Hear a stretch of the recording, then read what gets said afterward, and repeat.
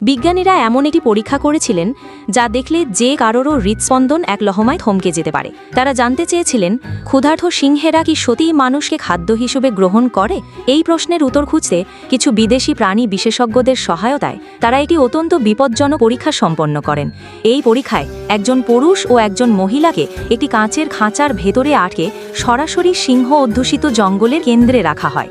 কিছুক্ষণের পর শিকারের সন্ধানে বেরিয়ে আসা সিংহদের নজর পড়ে তাদের উপর এবং তারা খাঁচাটিকে চারদিক থেকে ঘিরে ফেলে। সামনে দাঁড়িয়ে থাকা সুন্দরী মহিলাকে দেখে একটি সিংহী কিছুক্ষণের জন্য থমকে যায়, কিন্তু এই দৃশ্য দেখে পুরুষ সিংহ অস্থির হয়ে ওঠে এবং সরাসরি কাঁচের উপর থাবা মারতে থাকে। এরপর সে তার সঙ্গী সিংহদের নিয়ে খাঁচার উপরে উঠে যায়, যেন ভেতরে ঢোকার কোনো পথ খুঁজছে। অনেকক্ষণ চেষ্টা করার পরও তারা কোনো পথ খুঁজে পায়নি।